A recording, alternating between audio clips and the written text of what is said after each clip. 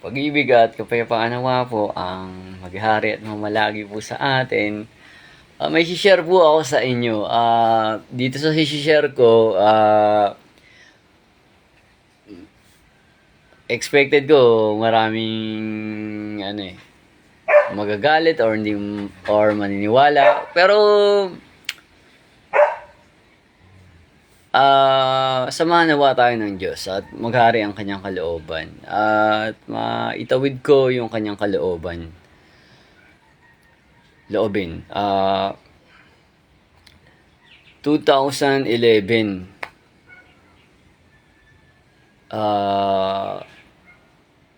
may nag-udyok sa akin na kumain ng Biblia. Tinikman ko, naglasang pulot.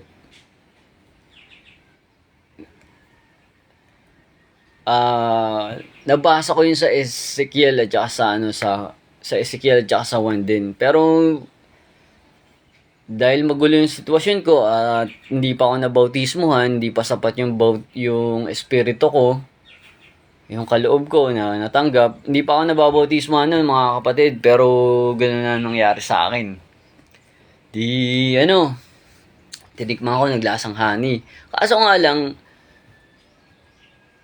dahil nga sa wala akong muwang, hindi pa ako nababautismuhan, salat pa ako sa kaalaman sa salita ng Diyos, dapat pala kakainin ko siya. Tapos pero sa kapirasan na nakain ko, balit lang, umabdi yung tiyan ko. Tapos 2011, hindi pa ako nababautismuhan. Talagang isa akong drug pusher mga panahon na yun nakinig lang ako ng salita ng Diyos, pero talagang masaya yung pakiramdam ko. Pero sa awa tulong ng Diyos, 2005 pala, napunta na ako sa Central Apalid. Nasa awa ng Diyos, nakadalo ko ng Thanksgiving. Tsaka nung bata ako, mahilig ako sa mga yung may gospel rap akong pinapakinggan, tsaka yung mga sounds ko nun, yung mga rap na pinapakinggan ko about sa kabutihan, mga pagsawata sa mga masasamang gawa. May sense, may value, ganun. Awa tulong ng Diyos. Pero may napapakinggan din ako masasamang sounds.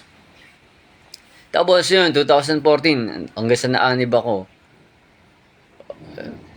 ng tulong ng Diyos, 2014, tapos mga 2015 yata, tulong ng Diyos, nakapag-ayuno ako ng 10 or 12 days, hindi ko po matandaan, sa tulong ng Diyos. Tapos nangako ako na gaganapin ko yun, yung gaya ng ginawa ni Brad Eli na 10 days para sa aking tungkulin na gagampanan bilang worker. So,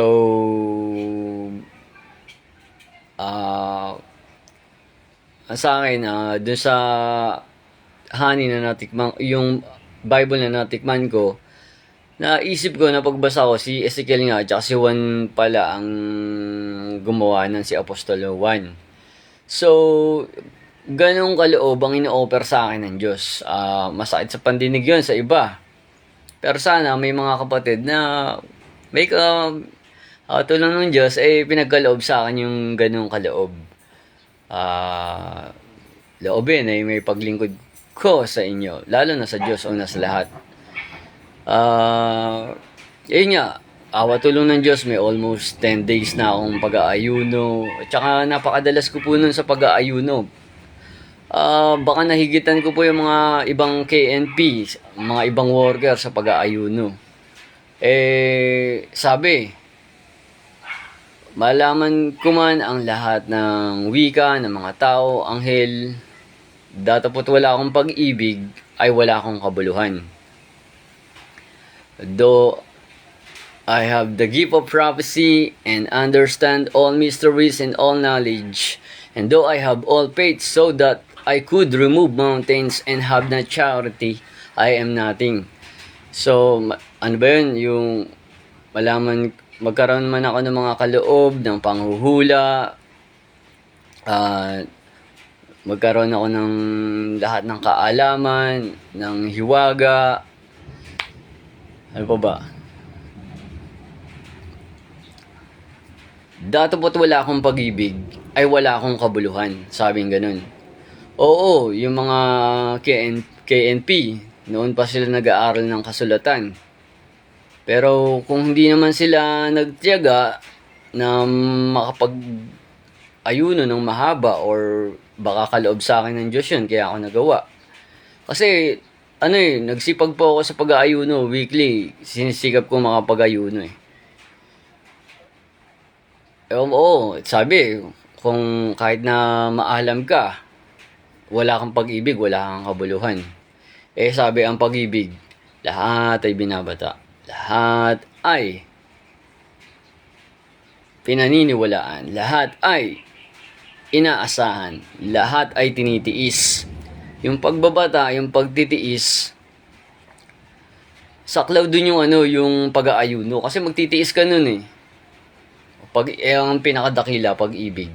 Marahil siguro, maalam sila, mas malawak sila sa akin. Yun ang katotohanan. Mas malawak sila sa akin sa napag-aralan sa Biblia. Pero, ang pag-ibig, kailanman ay hindi nagkukulang.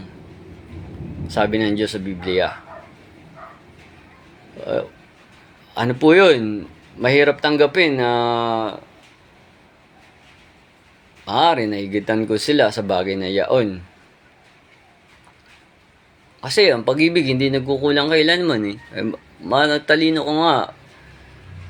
Kung talagang daig nila ako sa pag-ibig, higitan nila yung almost 10 days na pag-aayuno ko. Masakit tanggapin, sana matanggap nila, loobin. Kasi sila ang taga-akay. Kung sila ang taga-akay, sila ang dapat mas hihigit nagaganap sa mga mas mababa sa kanila. Sa awat tulong ng Diyos pala, nadaig ko po sila sa bagay na yun.